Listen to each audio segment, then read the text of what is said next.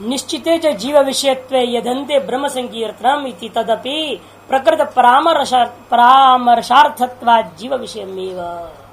पूर्व पक्षी कहता है जब हमने युक्तियों से संपूर्ण प्रकरण को ही जीव विषय घटा दिया है इस छांदोग्य का, अतएव उस छांदोग्य के उसी छंदोग्य में विद्यमान तीसरे 3:14 का विचार चल रहा है।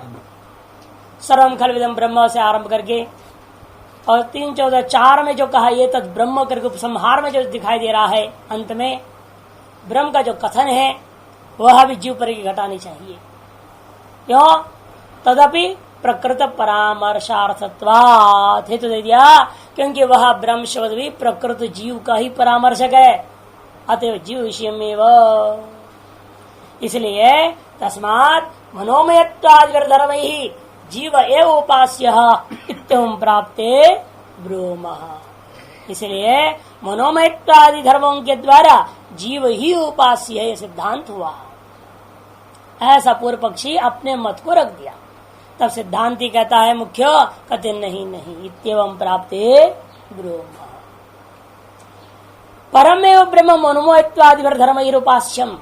परब्रह्म परमात्मा ही मनोमयत्वादि धर्मों के द्वारा उपास्य समझो। कुतः? क्यों?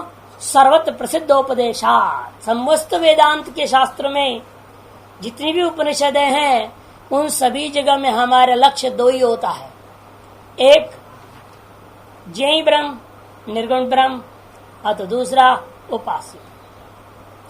क्वचित अन्य है, वह बहुत ही कम मात्रा में है, प्रायः यही देखने को मिलता है। उपास्य ब्रह्म और ज्ञेय ब्रह्म की चर्चा के लिए ही समस्त उपनिषदों का समन्वय होता है।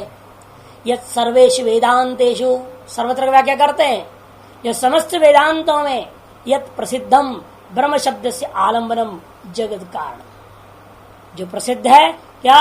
ब्रह्म शब्द का आश्रय उसी के लिए किया है जो जगत का कारण को बताने के लिए। जहां जगत का कारण को बताना होता है वहां उपनिषदों में ब्रह्म शब्द का प्रयोग किया है। यह और यहां भी ब्रह्म शब्द का प्रयोग है। सर्वम खलविदम ब्रह्म इति वाक्योपक्रम श्रुतम, वाक्योपक्रम में श्रुत है। और जगत को लय का वाचक शब्द यहाँ पर है तज्जलान। तदेव मनोमयत्वादिभिर धर्मैहि विशिष्ट उपदिश्यते युक्तम। इसलिए उसी ब्रह्म को मनोमयत्वादि धर्मों के द्वारा विशिष्ट रूपेण उपासना के लिए कथन किया गया है, उपदेश किया गया है, ऐसा समझना चाहिए।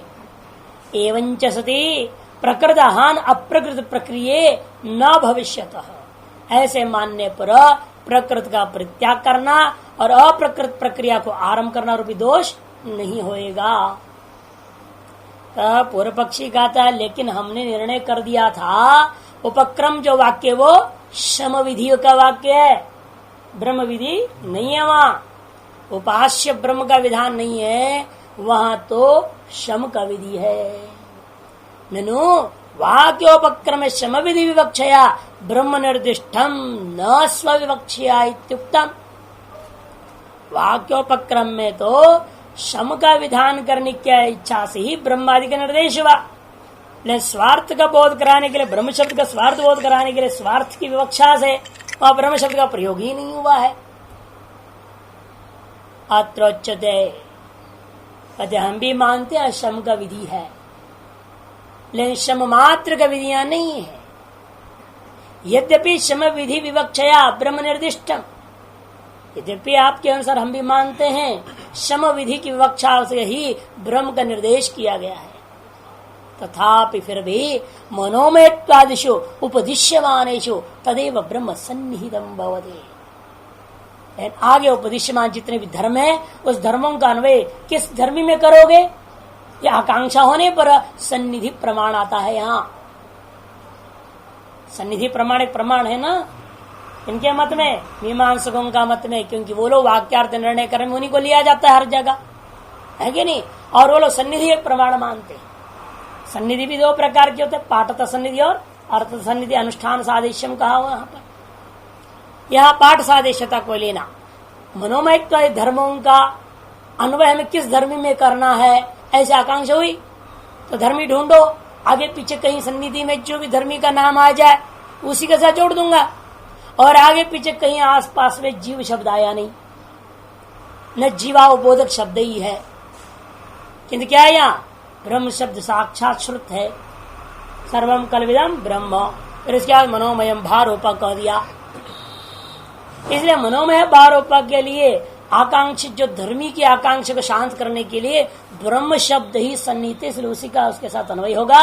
और इस तरह शांत आकांक्षा होने के बाद में उस मनोमयत्वादि शब्दों को लक्षणादि करके जीव का बोध कराना उचित नहीं है। जीवस्तु न सन्निहित, जीव कहीं सन्निधि में है ही नहीं, और जीव शब्द भी उच्चारित नहीं, न च स्व शब्द रूपा, न तो सन्निहित में तद पर्यायवाचियों का भी प्रयोग नहीं किया, और स्वयं जीववाचक शब्द का जीव शब्द को भी प्रयोग नहीं किया, किंतु ब्रह्म शब्द साक्षात श्रुत है और सन्निहित भी है।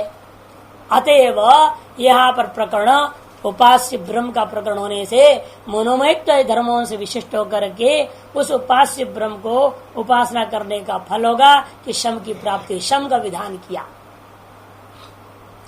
मनः प्रचुरम उपाधि अस्य, ऐसे विग्रह वाक्य कर देगा। मनः प्रचुरम एवं उपाधि अस्य ब्रह्मणैति, मनोमय हो जाएगा। प्राण शरीरम अस्य इति प्राण शरीर, और भा एव रूपम अस्य इति भारूप, सारे शब्द ब्रह्म में घट जाएंगे, जीव में नहीं घटता। इसीलिए भी आपको मानना पड़ेगा सन्निहितत्वात्, स्व शब्द उपात्तत्वात् और उपयुक्तत्वाच्च जीव, यहाँ जीव को त्याग करके ब्रह्म शब्द का अर्थ को ही लेना चाहिए साक्षात। और दूसरी बात विवक्षित गुणोपपत्तिश्च, विवक्षित गुणोपपत्तिश्च, उपासना के लिए विवक्षित दो उपदिष्ट, ये विवक्षित से वक्तुम इच्छा विवक्षा नहीं लेना, क्योंकि वेद में कोई वक्ता ही नहीं। वेद क्या है? अपौरुषेय वेद होने के नाते वेद का कोई वक्ता नहीं होता।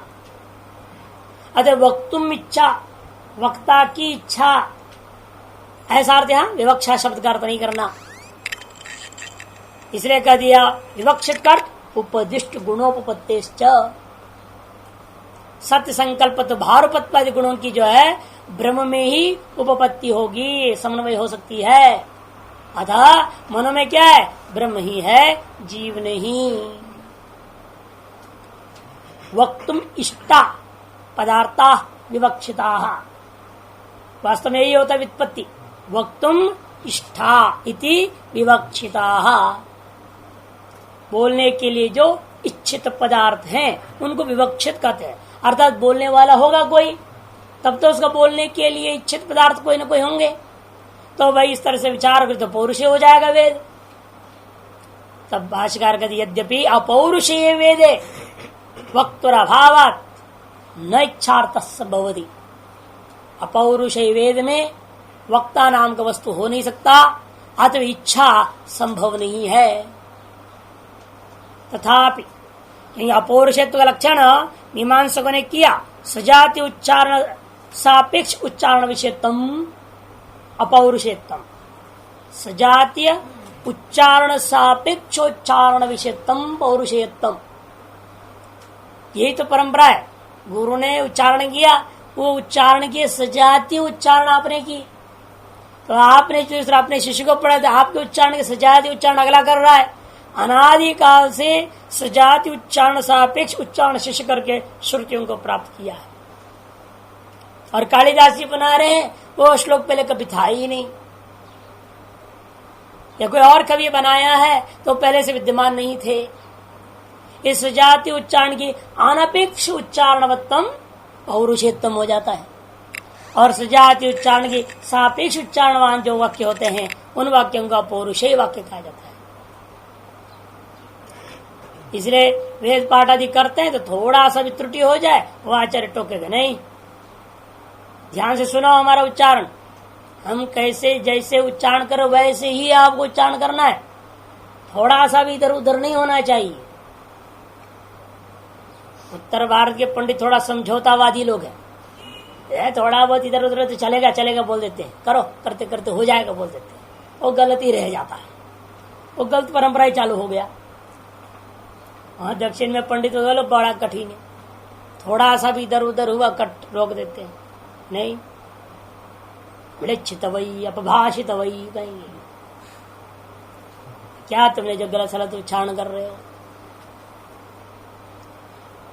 तो थोड़ा सा गर्दन का हिलाने में भी अधिक नहीं होनी चाहिए, नहीं बड़ा जोर जोर से हिला दोगे, गर्दन हिलते हैं ना उनके यहाँ, वो भी होता है, बहुत हिसाब से बहुत ध्यान रखते हैं वहां के लोग। किंचित अपि अंतर नहीं पड़नी चाहिए। सजाति उच्चारण की सापेक्ष उच्चारण है वेदों में, इसलिए वेद को हम कहते हैं अपौरुषेय है। अपौरुषेय वेद वक्तर अभावात न इच्छार्थ संभवति तथापि उपादानेन फलेन उपचर्यते। फिर भी वहां विवक्षित ये शब्द हम जो प्रयोग कर रहे हैं औपचारिक प्रयोग कर रहे हैं, मुख्यार्थ प्रयोग हो नहीं सकता क्योंकि वह वक्ता नहीं है, इच्छा नहीं हो सकती है, अतएव जो यहाँ औपचारिक प्रयोग माना जाएगा। क्या हेतु है उसमें? उपादानेन ग्रहण रूपी फल से विवक्षा का औपचारिक प्रयोग किया। उपादानेन फलेन क्या है वो समझा रहे हैं उसी को भाष्यकार स्वयं। लोके ही यत् शब्दाभिहितम उपादिम भवति तद विवक्षित मित्युच्यते। लोक में व्यवहार में देखने को मिलता है इच्छा का फल अंत उपादानी होता है, ग्रहण। मैं क्या बोलना चाहता हूं, मेरे द्वारा इच्छित क्या होगा, वही है जो आप ग्रहण कर रहे हैं। यदि आप गलत ग्रहण करेंगे तो हम कह देंगे नहीं नहीं ये हमारा इच्छित नहीं है, हम इस शब्द से ये अर्थ बोलना नहीं चाहते। इसको कहते हैं आपने कहा क्या, लोग कहते नहीं नहीं ये हमारा भाव नहीं था। लोग व्यवहार में होता है मेरा ये भाव नहीं था बोलने का। इसका मतलब क्या, उसके इच्छित पदार्थ जो था उसको आपने ग्रहण नहीं किया और इच्छित पदार्थ ग्रहण कर लिए, इसका मतलब ग्रहण मुख्य हुआ ना। आपके इच्छित और अनिच्छित का मतलब क्या हुआ, आपके ग्रहण और अग्रहण ही वहां पर सर्व सब कुछ होता है, ग्रहण और अग्रहण ही मुख्य है। इसीलिए हम लोग जो शब्द प्रयोग करते हैं चाहे लोक में हो चाहे वेद में हो, उन शब्दों का लक्ष्य क्या है, उन शब्दों के द्वारा अभिहित पदार्थ को आप लोग सम्यक ग्रहण करें, यही लक्ष्य है, चाहे लोक में है चाहे वेद में। यदि किंचित भी अंतर करोगे तो कहते नहीं नहीं मेरा भाव नहीं है, मेरा तात्पर्य नहीं है, इस आशय से मैंने नहीं कहा था, ऐसे से लोग व्यवहार करते हैं। और आपने जो जैसा कहा उसने जिस आशय से कहा, जिस तात्पर्य से कहा, जिस भाव से कहा, जिस लक्ष्य से कहा, उसी को आपने ग्रहण किया। कहते वाह आपने बहुत बढ़िया, हम तो यही कहना चाहते थे, इसी को आपने ग्रहण किया। ये लोक में भी यही है, शब्दों की महिमा, यही अंतिम फल क्या उसका शब्दों की महिमा का, आपका यथार्थ रूप में ग्रहण करना। इसे कहते हैं यत् शब्दाभिहितम, जो वस्तु शब्द के द्वारा अभिहित है उसी को उपादेयम भवति लोके, लोक में भी वही ग्रहणीय होता, ग्रहण करने योग्य होता है। तद विवक्षित मित्युच्यते, ऐसा वस्तु को ही विवक्षित पदार्थ करके लोक में कहा गया। यद अनुपादेयम, और जो शब्दार्थ रूप में ग्रहण करने योग्य नहीं है उसका लोक में क्या कहा गया, तद अविवक्षितमिति, उसको कहते भाई ये तो अविवक्षित है हमारा। तद्वत् वेदेपि उपादित्वेन अभीतम विवक्षितम भवति, उपादित्वेन ग्राह्यत्वेन जो कथन किया गया है उसी को यहाँ पर हम विवक्षित करके कथन कर रहे हैं। वक्ता निरपेक्ष शब्द ग्राह्यत्व का अर्थ यहाँ विवक्षित, वक्ता का अपेक्षा के बिना लोक में वक्तृ सापेक्ष शब्द ग्राह्यत्व उपादेयत्व विवक्षितत्व है कि नहीं। और यहाँ वक्तृ निरपेक्ष, वक्ता के अपेक्षा के बिना ही शब्द के द्वारा वांछितार्थ जो ग्रहण होता है, उपादान होता है, उसी का नाम विवक्षितत्व यहाँ। नहीं तो सूत्र पर आरोप लग जाएगा, हाँ व्यास जी जो है सर्वत्र जो है वेद का पौरुषेय सिद्ध कर रहे हैं और इधर आकर विवक्षित शब्द प्रयोग कर दिए। इसलिए जानकर भाष्यकर इतने विचार इस पर कर रहे, शब्द पर कर रहे, विवक्षित शब्द पर। तद्दत वेदे भी उपादेत्वेन अभिहित विवक्षितम भवति इतरद अविवक्षितम, और अन्य जो भी होगा वो अविवक्षित होगा। जैसे यही चल रहा है ब्रह्म शब्द का अधिकार, तो पूर्व पक्षी कहता है यहाँ क्या विवक्षित है, जीव अर्थ विवक्षित है, जीव अर्थ ही ग्रहण करना चाहिए। ब्रह्म शब्द से जीव को ग्रहण करना, मनोमय आदि धर्म जीव का धर्म है, ऐसा पकड़ रहा है पूर्व पक्षी। और आप कहते नहीं नहीं नहीं, ऐसा ग्रहण मत करो। इन शब्दों के द्वारा अभिहित पदार्थ क्या है, साक्षात ब्रह्म ही है। इसे मनोमय धर्मों से विशिष्ट ब्रह्म ही यह उपास्य है, यह उपास्य ब्रह्म की चर्चा है, जीव की नहीं। ऐसे बार बार आप कह रहे हैं, यही विवक्षित तत्व का कथन करना है। उपादान अनुपादाने तो वेद वाक्या तात्पर्य अतात्पर्याभ्याम अवगम्येते। यहाँ निर्णय कैसे होगा, क्योंकि यहाँ कोई वक्ता है नहीं। वक्ता यदि जहाँ है लोक में, तो आप यदि गलत पकड़ोगे तो समझा देगा, ऐसा नहीं जी हमारे ये भाव नहीं था, ये तात्पर्य नहीं, तो बता देगा आपको दूसरा अर्थ। ये अर्थ से हमने कहा था, उस अर्थ को बताने जो शब्द प्रयोग में किया, उस शब्द को भी गलत पकड़ो फिर और ढंग से समझाएगा वो। ये चक्कर घूमता है ना, वो शब्दों की जाल इसलिए बन जाती है, बात का पतंगड़ा बनता है, इसलिए तो कहा गया एक हाथ की लौकी में 9 हाथ का बीज, वो कहानी बन जाती है। तो इसीलिए कि लोक में क्या है, पौरुषेय है, वहां दोष होता है। पौरुषेय वाक्य में आपके अंदर राग है, द्वेष है, वासना है, विभिन्न प्रकार वस्तुओं की है, उसके अधीन होकर आप शब्दों को प्रयोग करते हो और मतलब सिद्ध करने के लिए बारंबार कहते मेरा भाव नहीं था, मेरा तात्पर्य नहीं था, मेरा लक्ष्य नहीं था, बकवासबाजी होता है।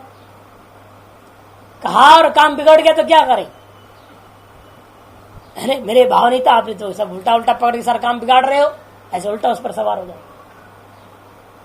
लेकिन अपौरुषेय वेद में संभव नहीं है, वक्ता का भाव होने से वह यही उपादेय है और यह अनुपादेय है। निर्णय कैसे करोगे, कहते तात्पर्य अतात्पर्याभ्याम अवगम्येते। तात्पर्य निर्णय और अतात्पर्य निर्णय के द्वारा ये निश्चय हो जाता है। कहते तात्पर्य निर्णय और अतात्पर्य, यही तात्पर्य और ये तात्पर्य नहीं है, कैसे निश्चय करोगे। यह शब्द यही अर्थ परक है, तत्परः यत् शब्दोच्चारितम स शब्द तत्परः तस्य भावः तात्पर्यम्। यह शब्द यही अर्थ परक है, अन्य अर्थ परक नहीं है। निर्णय कैसे होता है, उसके लिए फिर उपक्रम उपसंहारम अभ्यास पूर्वत इत्यादि षड आपका लिंग बताया गया है। तद यह ये विवक्षित गुणा, अब वास्तव में अब वापस प्रकरण में लौटते हैं। तत्, इसलिए यहां पर भी विवक्षिता ये गुणा, इस प्रकरण में छांदोग्य का जो विवक्षित गुण थे, अर्थात उपाधि जो गुण थे, ग्रहण करने योग्य जो गुण थे, ग्राह्य जो गुण है, वे उपासनायाम उपादित्य उपदिष्टा, उपासना में उपादित रूपेण उन्हीं को उपदेश किया गया है। कौन है वो धर्म, सत्य संकल्प प्रवृत्तयः, सत्य संकल्प इत्यादि ते परस्मिन् ब्रह्मणि उपपद्यन्ते, और वो परब्रह्म परमात्मा ही उपपन्न हो सकता है, जीव में नहीं हो सकता। सत्य संकल्प, सत्य काम, सर्वकर्मा, ये सब शब्द केवल ब्रह्म में घट सकता है। सत्य संकल्पत्व में सृष्टि संहारेशु अप्रतिबद्ध शक्तित्वात् परमात्मा ने एवं अवकल्पते। कि सत्य संकल्प क्या चीज है, सत्संकल्प जो कभी कभी आप भी हो जाते हैं ना, कभी कभी आप भी संकल्प करते हो जाता है।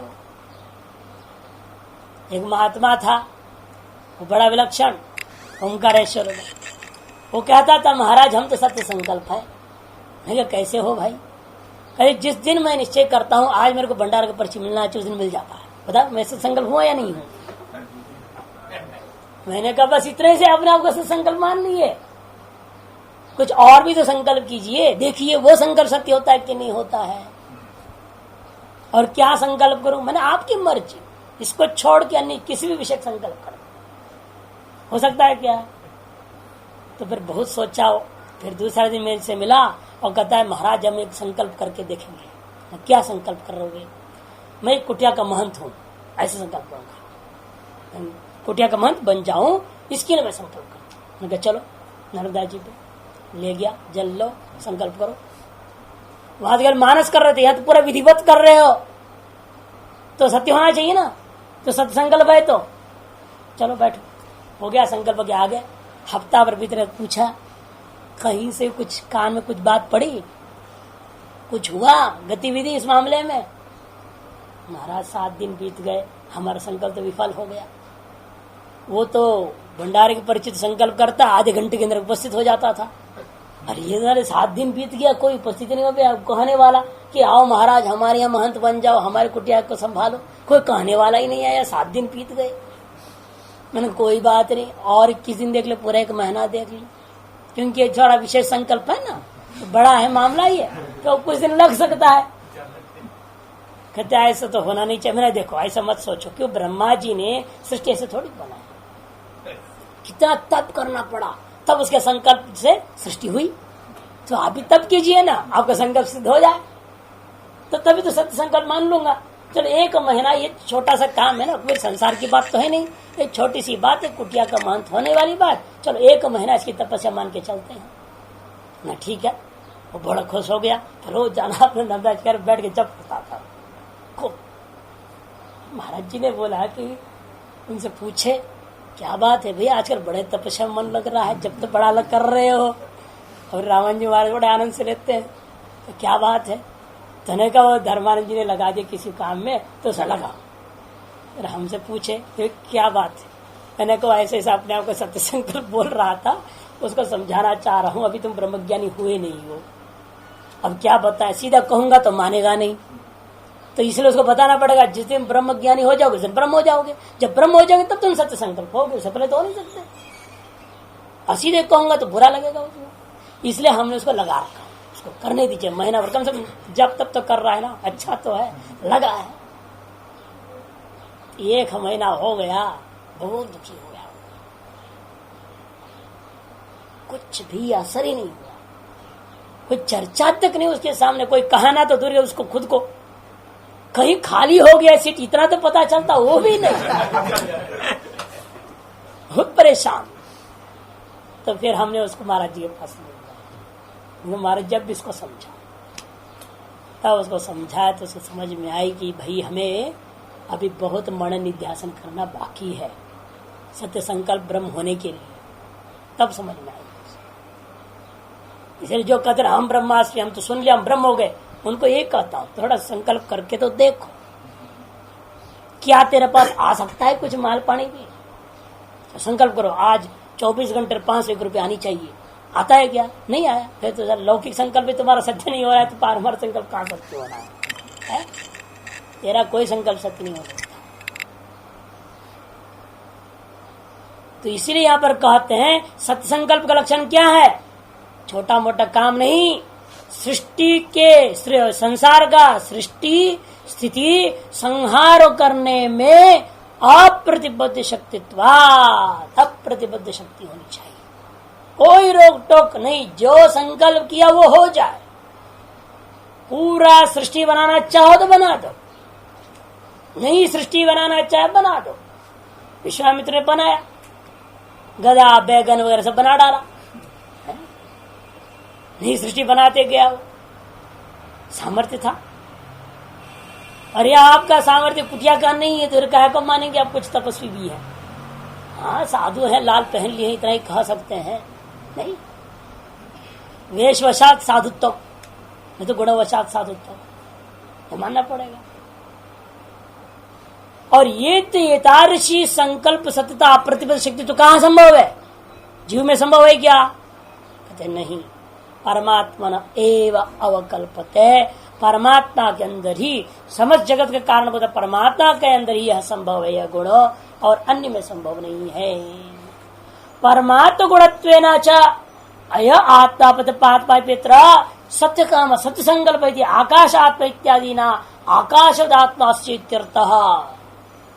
परमात्मा गुणत्वेन जो श्रुत है, यह आत्मा अपहत पापमा, तो आत्मा शब्द से हमें क्या लाना पड़ेगा? अपहत पाप विशेषण से ब्रह्म, जैसे आप लेते छांदोग्य के 8वें अध्याय में विचार कर रहे हैं आप 3रे अध्याय का, 14वें खंड की विचार चल रहा है, उसी पर विचार इस अधिकरण में चल रहा है ना, 3:14 का। सर्वम खलविदम ब्रह्म में ब्रह्म आदि से मनोमय आदि शब्दों के द्वारा किससे कौन चीज लक्षित है? जीव या ब्रह्म। उसके लिए दृष्टांत दे रहे, वहां जैसे किया वैसे। इत्यत्र सत्य कामा सत्य संकल्प इति आकाश आत्मा इत्यादि ना आकाश। और इसी तरह से यहां पर भी एक शब्द आया आकाशात्मा। इसका अर्थ क्या लेना है? आकाशवत आत्मा अस्य मैंने स्वरूपम अस्य। आकाशवत व्यापक स्वरूप है जिसका आत्मा शब्द है स्वरूप अर्थ में। आत्मा मैंने स्वरूपम, आकाशवत स्वरूपम अस्य, ऐसे विग्रह वाक्य करके आकाश आत्मा शब्द का भी अर्थ ब्रह्म में ही ले जाना। अर्थात व्यापकत्व को गुण को कथन करने के लिए आकाश आत्मा शब्द ब्रह्म के लिए प्रयोग किया हुआ है। सर्वगतत्वाद्वरधर्म ही संभवती आकाश साम्यम ब्रह्मण, क्योंकि सर्वगतत्वादि धर्मों के माध्यम से आकाश के साथ ब्रह्म की तुलना, साम्यता, सादृश्यता संभव है। जायान पृथिव्या इत्यादि ना चाहिए तो देवदर्शेति, और जायान पृथिव्या जायान अंतरिक्षा इत्यादि शब्दों के द्वारा भी उसी 3:14 में 3:14 में इसका वर्णन आया। वह इसी आशय को प्रकट कर रहा है। लेकिन लोग आज अर्थ दूसरा करते, आकाशवद आत्मा अर्थ नहीं करते, आकाश आत्मा यस्य करते। आकाशवद आत्मा यस्य नहीं, आकाश एवं आत्मा यस्य कर देते, वो ठीक नहीं। यद्यपि आकाश आत्मा यस्य व्याख्यायते, यदापि यदा मान लीजिए आपने ऐसा भी अर्थ करना चाहे, यद्यपि वो अर्थ गलत है, लेकिन फिर भी उसको भी हम घटा सकते हैं ब्रह्म में। कैसे घटाओगे? तदापि संभवत सर्व जगत कारण से सर्वात्मनो ब्रह्मण आकाशात्मत्व, क्योंकि जो सर्व जगत का ही जब कारण है यह ब्रह्म, वो सर्वात्मा ब्रह्म, इसलिए आकाश का भी आत्मा ब्रह्म, जिसलिए समस्त जगत का कारण है वह ब्रह्म। अतएव सर्वात्मनो ब्रह्मण, सर्व जगत कारण से सर्वात्मनो ब्रह्मण आकाश आत्मत्वम अपनी संभवती, आकाश की आत्मा आकाश का स्वरूप भूत तत्व है, ऐसे करने में कोई दिक्कत नहीं है। जैसे आप एक चित्रपट है, उस चित्रपट में कहा भाई ये जो मंत्री है, ये जो पेड़ है, ये जो आपके सिंहासन है, अन्य जितने भी है वो सब क्या सब पट है। और किसने कहा ये राजा पट है? ये गलत है। सिंहासन पर बैठा हुआ राजा पट नहीं है, वही पट है। क्यों? पट से भिन्न नहीं है ना वो चित्र। जैसा अन्य सारे चित्रों का अधिष्ठान पट को चित्र के साथ अभेद करके कथन कर सकते हो, तो क्या आकाश और जैसे राजा को भी पट से अभेद करके नहीं कथन कर सकते हैं आप? हैं? कथन हो सकता है। इस तरह से जब सारे जगत का कारण रूपा स्वरूप होता आत्म रूपा है कौन? ब्रह्म। तो आकाश का भी आत्म रूपा है या नहीं ब्रह्म? कई मुक्ति न्याय से स्वतः सिद्ध हो गया। जब सब का कारण है तो आकाश का भी कारण है कहने की जरूरत ही क्या, स्वतः ही सिद्ध हो गया। क्यों? वह आकाश भी जगतांतरवर्ती एक कार्य है, जो समझ जगत का ही कारण है, जगत का ही स्वरूप होता है, जगत का अधिष्ठान होता ब्रह्म आपने जब स्वीकार कर लिया, तो आकाश का भी स्वरूप, आकाश का भी आत्मा ब्रह्म है। अतएव आकाश आत्मा यस्य, ऐसे विग्रह के करोगे तो भी गलत नहीं है। अतएव सर्वकर्मा इत्यादि इत्यादि शब्दों को भी इसी प्रकार से ब्रह्म में घटा लेना। एवं यह उपास्यतया विवक्षिता गुणाः ब्रह्मणि उपपद्यन्ते, इस प्रकार से उपास्य भूता ब्रह्म में उपास्य रूपेण विवक्षित जितने भी गुण हैं या ग्राह्य भूता जितने भी गुण हैं वह ब्रह्म में ही उपपन्न होते हैं, समन्वित हो जाते हैं। यत्तुक्तम, पूर्व पक्ष ने कहा था मनोमय प्राण शरीर जीव के लिंग है, यदि जीवलिंगम न तद ब्रह्मणि उपपद्यते इति, और यह बात ब्रह्म में घटेगा नहीं, जो प्रसिद्धि है। मनोमय कोश किसका है? जीव का मामला है ना। प्राण विशिष्ट शरीर किसके पास है? जीव का मामला है। ये तो स्पष्ट ही है जीव के लिंग यहाँ। अब आप ये शब्द जो है ब्रह्म में घट नहीं सकते। तदपि ब्रह्मणि उपपद्यते ब्रूम। सिद्धांत कहता है लेकिन हम कहते हैं कि ये शब्द भी ब्रह्म में समन्वित हो सकते हैं। कैसा होगा? सर्वात्म तद्धि ब्रह्मण जीव संबंधी मयोमयत्वादि ब्रह्म संबंधी भवन्ति, क्योंकि वह सर्वात्मक होने के नाते जो जीव संबंधी है वो ब्रह्म संबंधी भी है या नहीं। जैसे उसी दृष्टांत चित्रपट में जाइए, ये राजा का कोट है, इस राजा का कोट का ये जेब है, ऐसा बोल दो। लेकिन वो जेब पट से भिन्न है क्या? वो कोट पट से भिन्न है? न राजा पट से भिन्न है, न वह कोट पट से भिन्न है, न वह जेब ही पट से। कहने के लिए आपने कहा राजा के कोट का जेब में फूल दिख रहा है, जो वर्णन किया आपने चित्र का। तो एक के अंदर एक के अंदर एक के अंदर ले जा रहा हूं मैं जान करके। वो तो दो ही सीढ़ी है वहां पर। ब्रह्म में कल्पित है जीव, और जीव में है मनोमय। इतना ही है ना सीढ़ी वहां का दृष्टांत। हम उसका और दृष्टांत और ज्यादा ले जा रहे। पट में कल्पित है राजा, राजा में कल्पित है कोट, कोट में कल्पित है जेब, जेब में कल्पित है फूल। उसको आप देख रहे, तो भी फूल भी कहाँ है? अरे जेब में नहीं है, नहीं पट में है। यही यथार्थ है। जो जेब संबंधी फूल है वो वास्तव में पट संबंधी ही है। यथा उसी प्रकार यहाँ पर भी जिसको आप जीव संबंधी मनोमहित कर रहे हो, वह भी जीव का विधिष्ठांत ब्रह्म संबंधी ही है। अतः मनोमहित ब्रह्म में घट गया। एक कार्य भाष्यकार कहते सर्वात्मत्वादि ब्रह्मणो जीव संबंधी मनोमयत्वादि, क्योंकि ब्रह्म सर्वात्मक होने के नाते जीव संबंधी जो मनोमयत्वादि तुम कह रहे हो वे भी क्या है? ब्रह्म संबंधी नहीं भवंती, वो भी सब ब्रह्म संबंधी होते ही है। तथा च ब्रह्म विशेष श्रुति स्मृति भवता, इसलिए अनेकों श्रुतियां और स्मृतियां जीव को ब्रह्म के सदा भेद, जीव के गुणों को भी ब्रह्म के सदा भेद करता हुआ कथन करने वाली है। कहाँ है? तम स्त्री तम पुमानसी, तम कुमारुत वा कुमारी, तम जीर्ण दंडेन वंचसी, तम जातो भवसी विश्वतो मुकः। श्वेताश्वत्र। तू स्त्री है, तुम पुरुष हो, तुम ही कुमार हो, तुमको अथवा तुम कुमारी हो, तुम ही वृद्ध हो और दंड लेकर चलने फिरने वाले हो, और तुम ही जो है ना जातो भवसी जन्म को लेने वाले हो, विश्वतो मुकः, और अनेक रूप हो जाने वाले तुम ही हो। प्रपंच रूप से उत्पन्न, क्योंकि प्रपंच रूप में उत्पन्न होते हुए अनेक रूप को धारण किया। एक को हम बहुश्याम प्रजा हो रखा है, जो वह ब्रह्म ही सर्वरूप है। गीता जी भी कहती है सर्वतः पाणिपादं तत् सर्वतो वक्षिशिरो मुखम सर्वतः श्रुतिमल्लोके सर्वम् आवृत्य तिष्ठति। सर्वतः पाणिपादम, चारों तरफ उसके जो है ना हाथ पैर वाला है। वो बताओ, हाथ पैर भी ले लिया, पहले तो सीधा अंग को लिया ना, अंगी को, तुम स्त्री तुम पुमान, ये तो अवयवी को लिया। और स्मृति और आगे बढ़ गया, कहता है कि भाई अवयव भी वही है, वो अलग नहीं।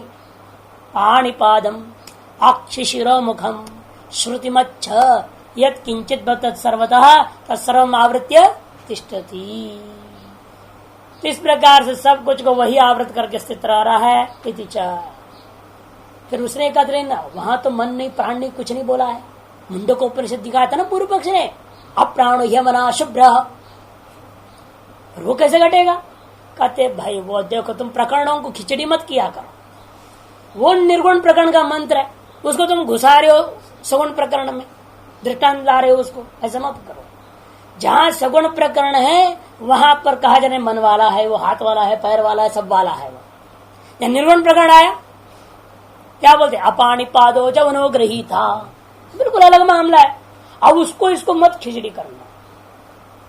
ऐसा करोगे तो कोई अर्थ घटेगा ही नहीं कहीं भी, पर विरुद्ध बात दुनिया भर के मिल जाएंगे आपको। इसलिए जिस प्रकरण का मंत्र को जहां दृष्टांत में उपस्थित कराना है वहीं पर उसको लानी चाहिए। कई बार हम पाठ में बोलते थे, शंका पूछने वाले एकदम उछल जाते निर्गुण में, विचार प्रकरण भूल ही जाते, कहाँ बोल रहे, क्या चर्चा हो रहा है, और वहां तो ऐसा कहते थे वो तो निर्गुण का मामला है, सगुण का है। और निर्गुण में सगुण को नहीं लाना, सगुण में निर्गुण का पंक्तियों को नहीं जोड़ना, भिन्न भिन्न प्रकरण थे, नहीं तो कुछ घटेगा ही नहीं। सर्वत्र असमन्वयात तत्व असमन्वयात कहना पड़ेगा, समन्वयात कैसे होगा? तत्व समन्वयात करना है तो पहले प्रकरण को समझिए और समान प्रकरण के मंत्रों को उदाहरण दीजिए। जब भी उदाहरण देना होता है तो क्या करना पड़ेगा, समान प्रकरण का अन्यत्र उपस्थित श्रुति स्मृति उपस्थित वस्तुओं को आप जैसे इन्होंने किया तो स्त्री तम पुमान इत्यादि क्या है, सोपाधि वस्तुओं का वर्णन किया, सगुण का प्रकरण का है। यद्यपि वो श्वेताशूद्र का ही ले रहे हैं, उसी श्वेताशूद्र में अपान अपान अपादो ये सब कुछ आया, अपानी पादो जवनोग्रहित ये भी कहाँ है, उसी श्वेताशूद्र का है। लेकिन ये है आपका जो है 4:3 का और वो छठे अध्याय की है, प्रकरण ही अलग है ना, अलग अध्याय में आया निर्गुण प्रकरण का मामला है। इसे जब भी हमें दृष्टांत दाष्टांत को घटाना होता है तो समान प्रकरण की वस्तुओं को ही लेकर घटानी चाहिए। वही समझा रहे हैं तुमको, इति श्रुति ही शुद्ध ब्रह्म विषया। और यम तो, और यहां जो विचार जिसकी कर वो श्रुति कौन सी है, मनोमय प्राण चल रही थी, सगुण ब्रह्म विषया इति विशेष, ये अंतर है। अतो विवक्षित गुणोपत्ति है परमेव ब्रह्म योपास्य तेन उपदिष्टम इति गम्यते। इसलिए निष्कर्ष हुआ कि उपाधि गुणों का, उपाधेय ग्राही गुणों का उपपत्ति को देखते हुए भी यह उपास्यभूत तत्व पर ब्रह्म ही है, जीवात्मा नहीं है। और उसी को व्यतिरेक मुख से दिखा, विवक्षित गुणोपत्तिश्च जो कहा गया था उसी को व्यतिरेक मुख से दिखाएंगे। क्यों, यह भी है क्योंकि इनमें से एक भी गुण जीव में घटेगा नहीं। अनुपपत्तिस्तु न शारीर, सूत्र आरंभ होता है अनुपपत्तिस्तु न शारीर। अनुपत्ति उपासना के लिए ग्राही गुणों का जो वर्णन किया सत्य संकल्पत्वादि गुण, वह गुण शिव के विषय में उपपत्ति मन समन्वय नहीं होने से यह उपास्य शारीर जीवात्मा नहीं है। किंतु ब्रह्म ही उपास्य है। कहते हो तो अन्वय मुख से तो कही दिए थे ये बात, वहां चर्चा करते हुए सब बातें कह दिया गया। अरे बात तो सही है। पूर्वेण सूत्रेण ब्रह्मणि विवक्षितानां गुणानां उपपत्तिरुक्ता, पूर्व सूत्र के द्वारा ब्रह्म में हम उन गुणों की उपपत्ति बताया है जो इस प्रकरण में ग्राही रूपेण कहा गया था। उपादेय रूपेण कथित गुणों का उपपत्ति को ब्रह्म में उपपत्ति हो रहा है करके हमने पूर्व सूत्र में कहा। अनेन तू, और इस सूत्र के द्वारा क्या करने जा रहे हो, किंतु अनेन मन अनेन सूत्रेण, इस सूत्र के द्वारा हम करने यह जा रहे हैं क्या, शारीरे तेषाम अनुपत्ति उच्यते। जीवात्मा यदि ले लोगे उपास्य रूपेण तब ये सारे ग्राही गुण उससे युक्त संबद्ध नहीं हो सकते, समन्वित नहीं हो सकते, ये सिद्ध करने जा रहे सूत्र के द्वारा। तू शब्दो अवधारणार्थ, तू शब्द एव अर्थ में ब्रह्म ही उपास्य, ब्रह्म एव उपास्य न शारीर, तू यहाँ एव अर्थ में लेना। ब्रह्मैव उक्तेन न्यायेन मनोमयत्वादि गुणम, है ना, ब्रह्मैव उक्तेन न्यायेन, पूर्व सूत्र के द्वारा कथित युक्तियों के आधार पर ब्रह्म ही मनोमयत्वादि गुणों वाला होगा, न तो शारीरो जीव मनोमयत्वादि गुण। शारीर जो जीवात्मा है, शरीर भवः शारीर, यह जीव जो है इसको मनोमयत्वादि गुण वाला नहीं हो सकता। ये क्यों, यत कारणम, इसमें कारण यह है जो कि सत्य संकल्प आकाश आत्मा अवाकी अनादर जायान पृथ्व्या, अलग अलग जगह की है, ये सब 3-14 का ही है, इन अलग अलग जगह का है। तो ये सब शब्द जो है एवं जातीय का गुणा, ये तार जो है गुणवाचक शब्द हैं, ये न शारीर आंजस्य उपपद्यन्ते, शरीर में अनायास ही समन्वित नहीं हो सकते। टेढ़े मेढ़े से लक्षणा करके महान गौरव काम करोगे तो घटा भी दोगे। जैसे भास्कर जान करके करे बिल्कुल नहीं घटता, ये बात नहीं है। आंजस्येन न उपपद्यन्ते, अनायास ही आप इसको सीधे सीधे घटाना चाहो तो नहीं घट सकते जीव में, इन ब्रह्म में तो अनायास घट जाएगा। एक ही हेतु अपने सीधा साधा हेतु है, सर्वात्मक सर्व कारणत्वात्, और सर्वात्मक है और सर्व कारण है, अतः मनोमय का भी कारण है, मनोमय का भी स्वरूप ब्रह्म ही है, सीधे सीधे हेतुओं से सिद्ध हो जाता है। और शरीर में घटाना होगा तो बहुत लफड़ा लाना पड़ता है, तो सिद्ध करना पड़ेगा ना मन रूपी उपाधि को ही। कल्पित तत्व में कोई सिद्ध करने की जरूरत नहीं है, अभी जीव का मानोगे तो वास्तविक मानना पड़ेगा जीवोपाधि को, तो वास्तविक मानने के लिए फिर सारी प्रक्रिया में आनी पड़ेगी और गौरव काम होगा। शारीर इति, शारीर का अर्थ क्या? शरीरे भव इति शारीर इत्यर्थ। ननु पूर्व पक्षी कहता है शारीर शब्द भी तो आप क्यों नहीं ले हुए ब्रह्म को? ब्रह्म भी तो अंतर्यामी रूपे ना, इसी हृदय के अंदर बैठे द्वास पूर्णा सयुजा सखाया बोल दिया है कि नहीं? हृदय अर्जुन तिष्ठति, अंतर्यामी रूपेण ब्रह्म भी हृदय में शरीर के भीतर है। इसे शरीरे भव शारीर, शरीर जो शारीर शब्द है ये जो है जीव में जैसा करते तो ब्रह्म में भी घट रहा है। इधर बात करना ठीक है। ईश्वरोपि शरीरे भवति सत्यम भवति, ठीक कह रहे हो आप। ले शरीरे भवति, शरीर में तो है, न तो शरीर एव भवति, गजब कर दिया है। लेकिन शरीर में ही रहता है क्या? अन्यत्र नहीं रहता है। शरीर सप्तमी है वहां पर, शरीर एव न भवति, और शरीर से भिन्न जगहों में भी रहता है। वो अंदर बाहर ऊपर नीचे दायां बायां सब जगह बोला है ना छांदोग्य में भी। उसी छांदोग्य में 8वें में आया ऐसा, नारद को उपदेश में भी आया। आत्मोपदेश अहंकार उपदेश वगैरह नहीं आया। ऊपर नीचे दाना बाना आगे पीछे सब जगह वही है। अर्थात क्या है? केवल शरीर में नहीं रहता, लेकिन जीव क्या सब जगह रहता है? ऊपर नीचे आगे पीछे नहीं, जीव तो शरीर मात्र में रहता है।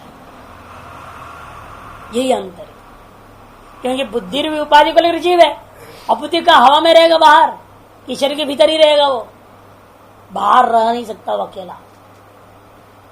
वो तो शरीर रूपी उपाधि का आश्रित होकर के ही रहेगा।